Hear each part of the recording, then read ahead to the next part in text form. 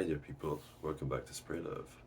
And today's a video about some fragrances I wouldn't recommend wearing if you're looking for a unique type smell or if you want to stand out. And I think it's a video that deserves to be made because, in fact, there's, I don't know, if you like fragrances that generally people wear, it's no big deal. It's just that I believe that um, somewhere along the line you'll want to have something that really represents you, that's really unique, that just just does something else.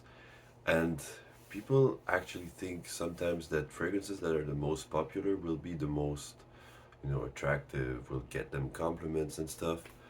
But first off, I think that there's no such thing as like a natural compliment puller. In fact, there is, because some fragrances really smell good and people notice it, and it's fine. It's just that I think that it's not.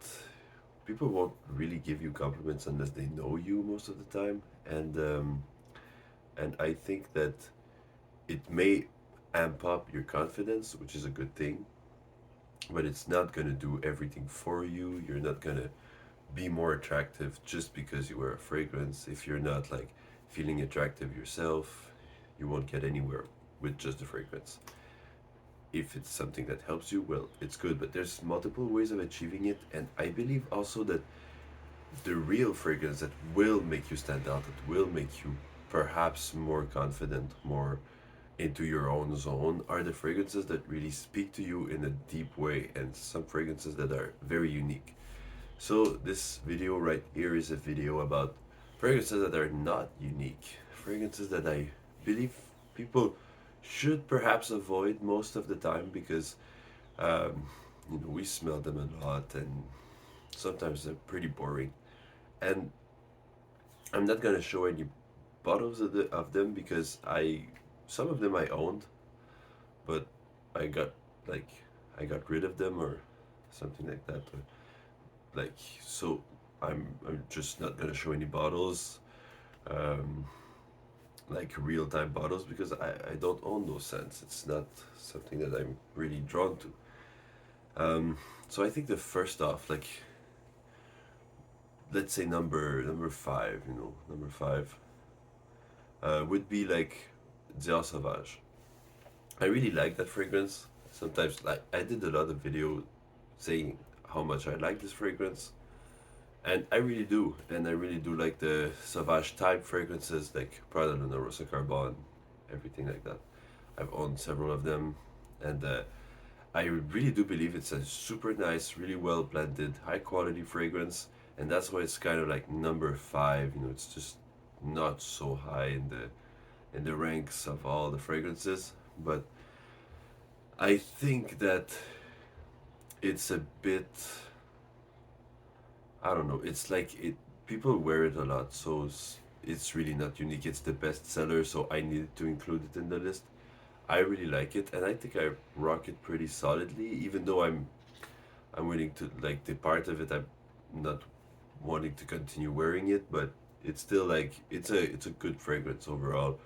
It's just that it's so many people smell like that, and it's kind of becoming really basic, I think, in my opinion. And it doesn't make you shine, doesn't make you stand out, because it's a DNA that is just everywhere. And so that's it. That's pretty much number five.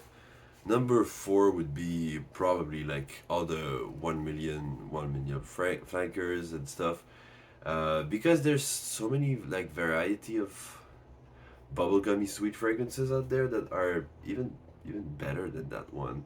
First off, this one is really sweet and very juvenile. Also, I wouldn't recommend the fragrance that projects that much, because I think that you need to like have a certain subtlety about wearing fragrances. It's kind of like something that's concealed. It's a clothing, but that doesn't. It's not apparent at sight. Like at long distance, it's supposed to be like when you're closer to the other person. I think it's more respectful that way, and also it really has a charm and an elegance when you're near someone and you're like, oh, that person smells really nice.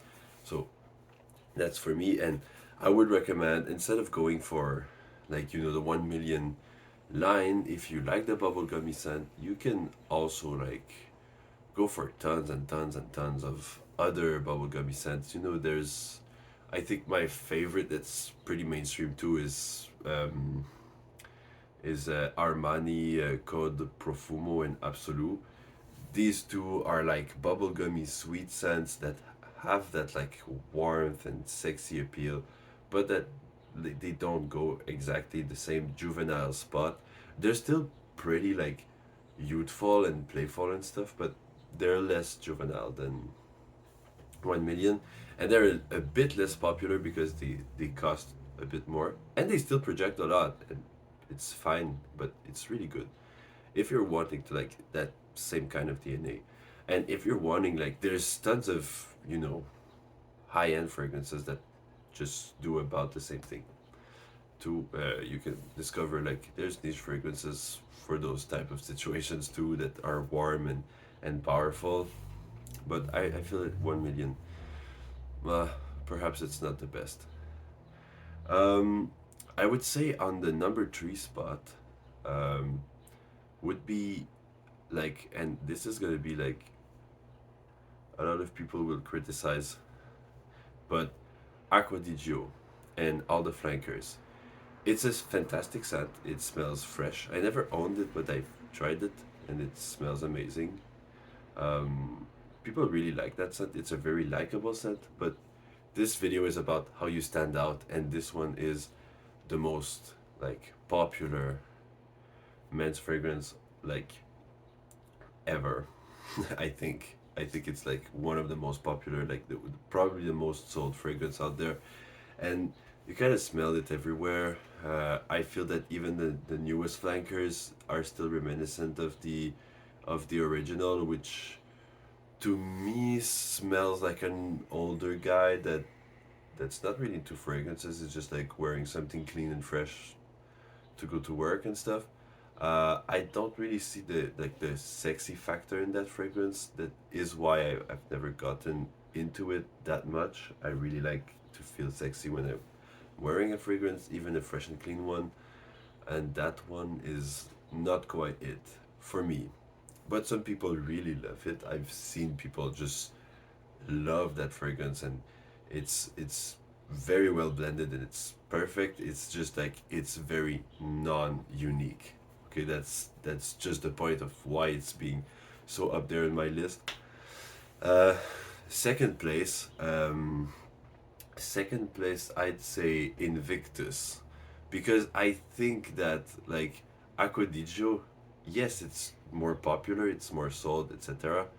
But Invictus, there's so many fragrances that smell like Invictus, and they all smell like that same, um, you know, like big store kind of a vibe for men. It's very youthful. It's kind of like the step up from Axe, for in my opinion. And the reason why it's higher than something that's even more bought is, first, yes, the DNA has spread across tons and tons and tons of other fragrances out there, and Invictus is like, you know, it's one of the kings still, like in fragrance, like, uh anyway, this fragrance is, it's not completely bad. It's kind of like has its appeal. It's bubblegummy sweet, like 1 million. It's the same company. It's Paco Rabanne.